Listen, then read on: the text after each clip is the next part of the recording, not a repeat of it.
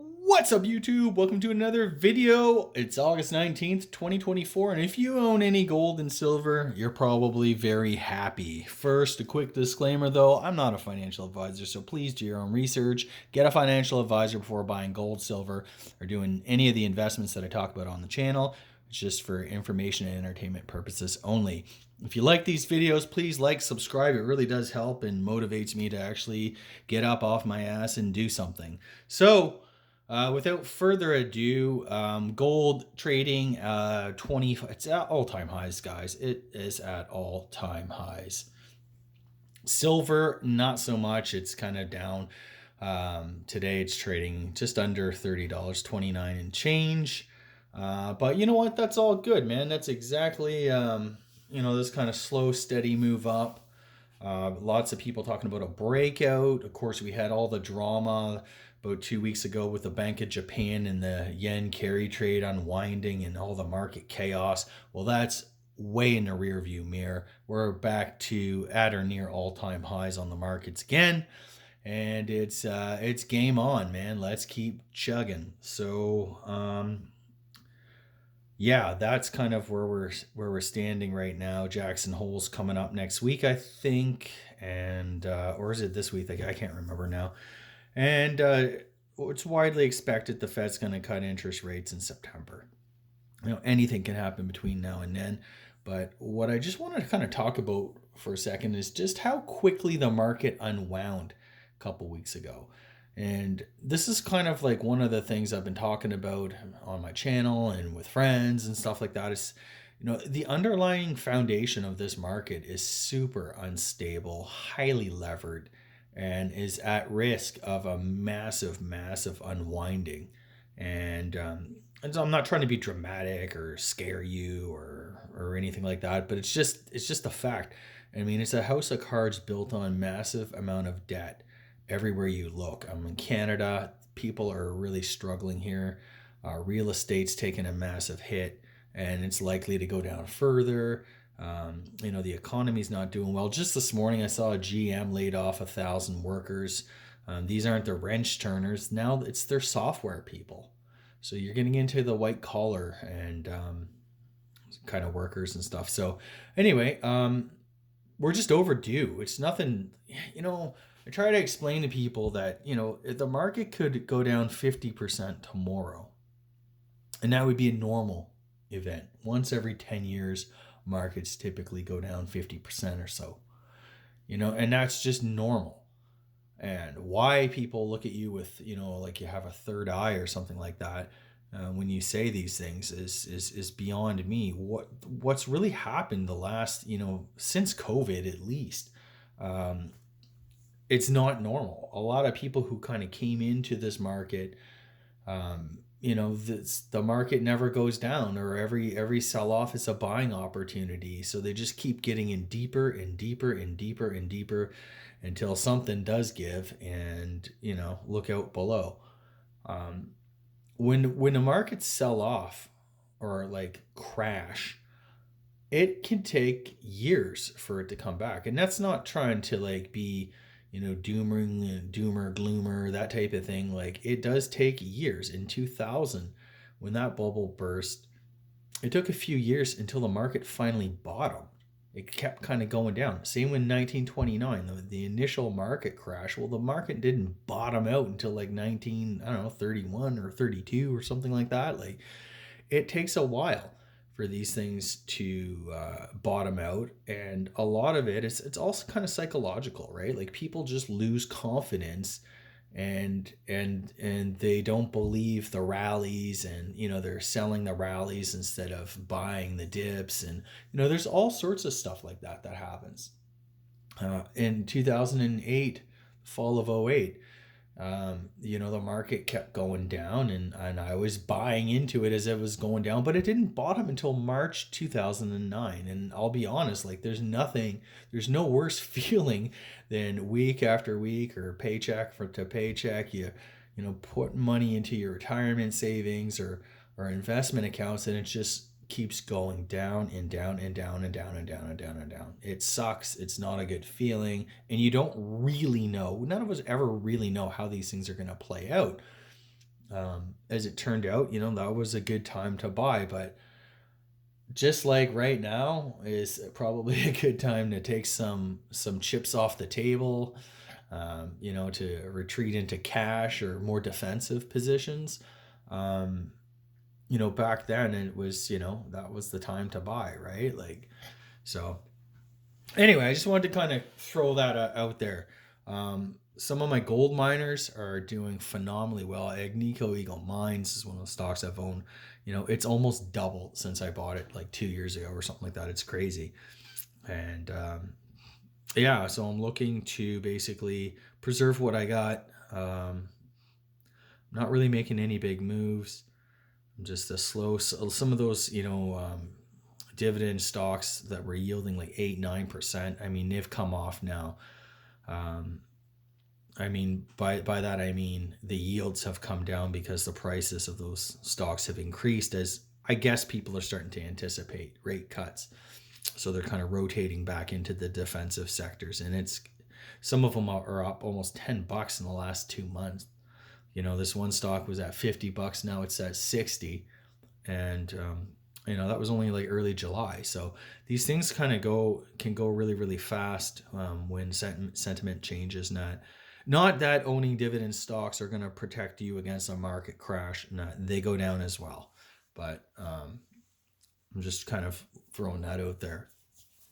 But anyways, yeah. So gold and silver, I still would like to buy an ounce of gold, but honestly, the price of gold, if you want a 1 ounce gold coin here in Canada, you are looking at north of $3,500 today.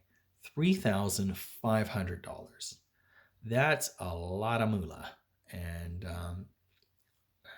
this was kind of my concern a few years ago, was that gold, the price of gold would just kind of, I guess what's his name there, Hidden Secrets of Money guy. He always says, gold will become unaffordium and unobtainium. Well, you can still obtain gold, but for an average kind of middle class family or person or whatever, it's very difficult to find like $3,600 in the budget just to throw at a 1 ounce gold coin. Um, so I haven't been able to buy any. I've been kind of keeping my eye out for some fractional gold. I'm not buying any more silver either. What I have been doing though, guys, and what I want to talk to you today is I've been buying these old historical gold coins for my collection. I saw the LCS was having a sale, and I decided to pounce and pick up some of these really cool coins, and some of which were discounted upwards of like 40-50%. So it was actually really really worthwhile if you happen to be in the market for these type of coins. The stars kind of aligned, and I was able to get them at a really good price, and I'm really happy. So I've managed to kind of expand my collection a little bit. These are international coins. This is a German 1 mark coin, and what's really cool about 1905A, so it is silver. On the back, it's the same image, that Prussian eagle, as same image as my gold 20 mark coin. So I just find that, and it's almost the same size, to be honest. And yeah, it just looks really beautiful. I mean, lots of history behind these things.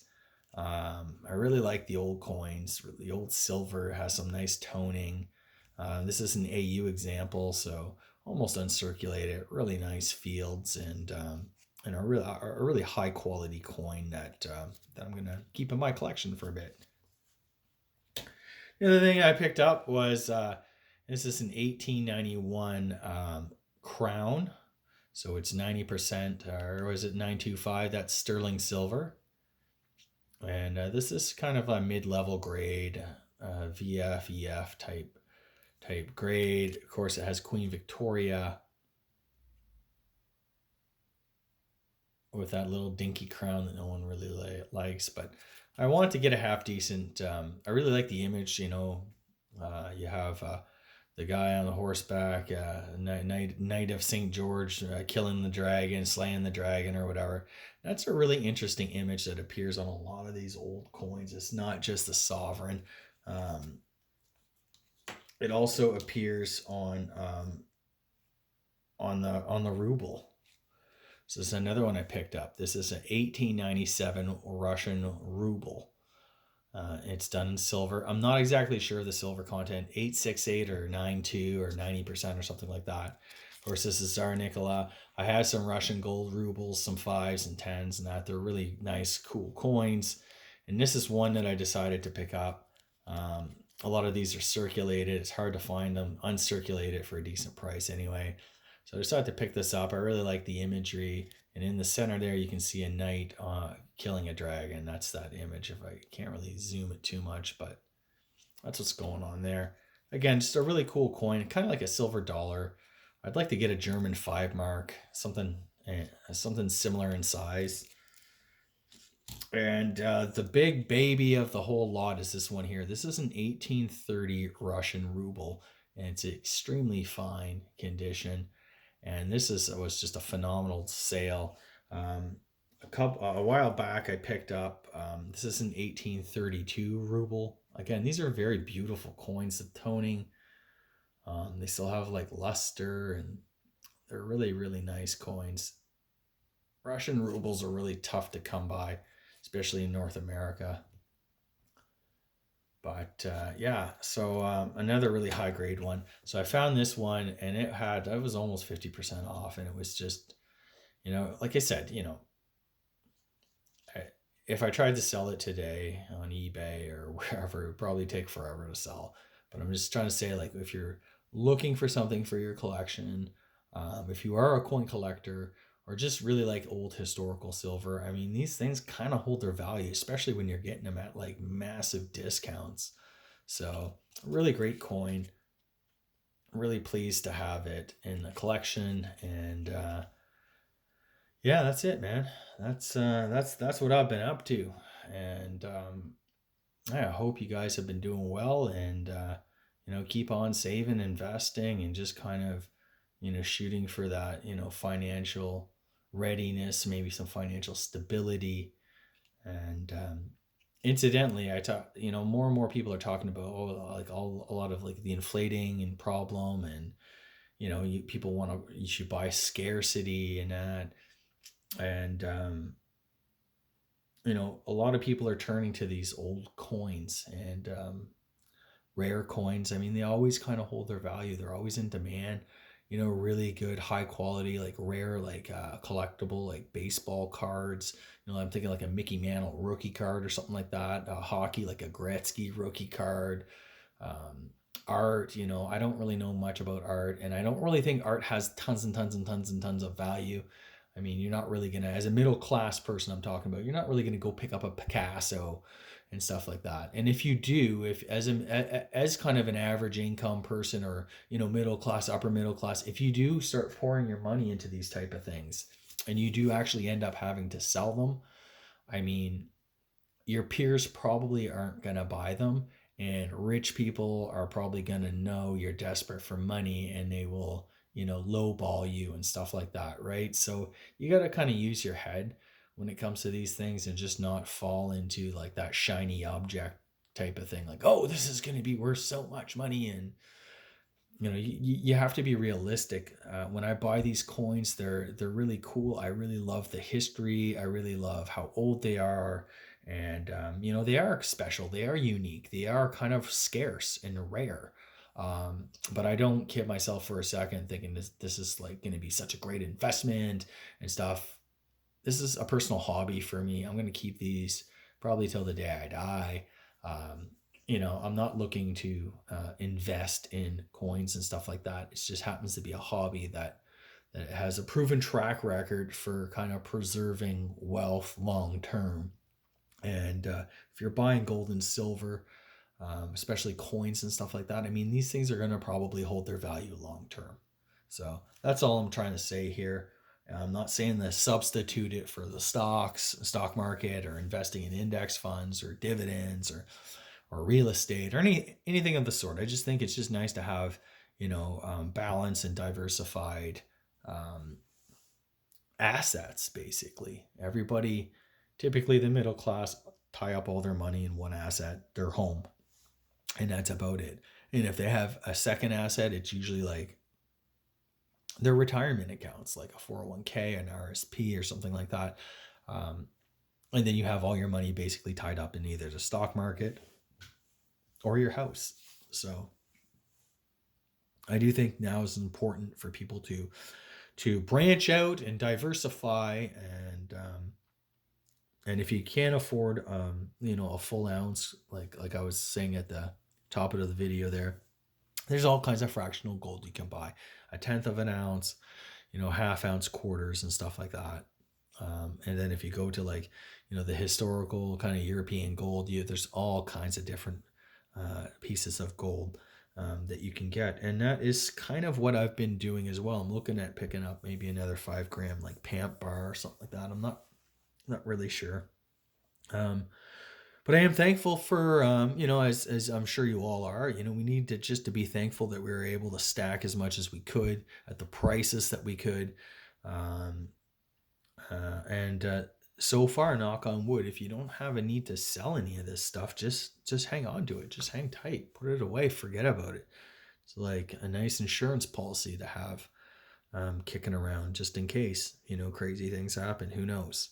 So that's it for the video today. It's been a while since I put one out, so I thought I'd kind of let you guys know, enlighten you guys as to my thoughts on, the market, precious metals, that type of thing, coins, and that's it. So please like, subscribe, check out my website, My Road to Wealth and Freedom. Oh yeah, I should mention we just broke the 2 million in asset mark. My last report there, so go check that out. I'm still getting some passive income, still focusing on a whole bunch of different things, and take care.